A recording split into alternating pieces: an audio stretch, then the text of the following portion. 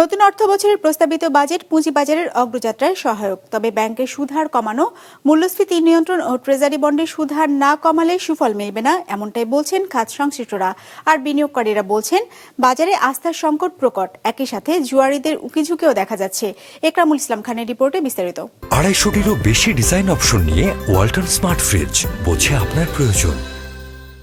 শুধু রক্ত চষে এরা কিন্তু ইচ্ছা করলে মার্কেট কিন্তু ভালো, এরা ছাইরা দিলেই পারে। 3 দশক ধরে ঢাকার পুঁজিবাজারের বড় উত্থান পতনের সাক্ষী আব্দুল হালিম। বাজারে পতন দেখলেও কখনো বিগত 9 মাসের মতো বিপুল পুঁজি খোয়াননি। জানালেন বর্তমান কমিশনের একের পর এক সিদ্ধান্ত বাজার ছাড়া করেছে বিনিয়োগকারীদের।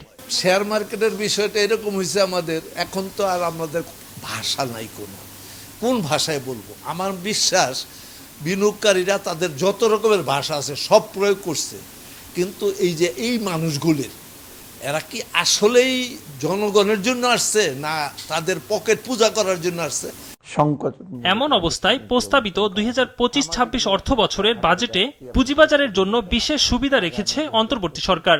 এর মধ্যে তালিকাভুক্ত ও অতালিকাভুক্ত কোম্পানির কর্পোরেট কর হারের ব্যবধান বাড়ানো, সরকারের অংশীদারিত্ব রয়েছে এমন বিদেশি কোম্পানিকে তালিকাভুক্ত করা, সিকিউরিটিজ লেনদেনে উৎসে কর কমানো, বিও হিসাবের উপর বার্ষিক ফি 300 টাকা কমানো উল্লেখযোগ্য।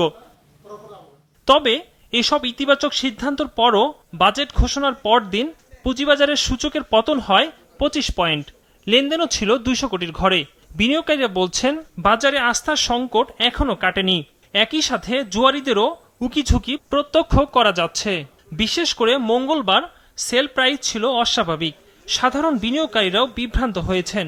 এরাই মূলত দরপতনে অবৈধ ভূমিকা রাখে।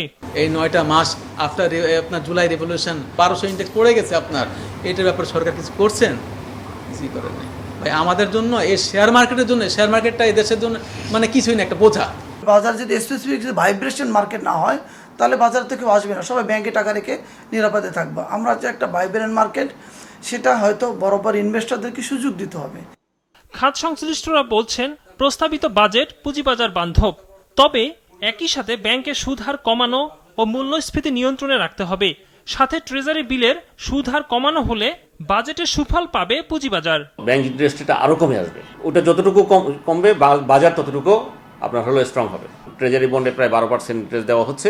আমাদের ক্যাপিটাল মার্কেটের, বিশেষ করে মিউচুয়াল ফান্ডের অনেকগুলো টাকা ওদিকে চলে গিয়েছে। হ্যাঁ, আইসিবির অনেক টাকা হয়তো ওখানে ঢুকে গেছে।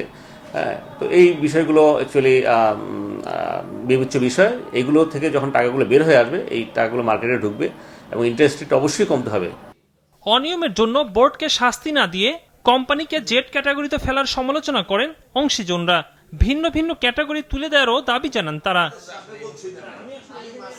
একরামুল ইসলাম খান, বিজনেস রিপোর্ট, মাছরাঙ্গা টেলিভিশন।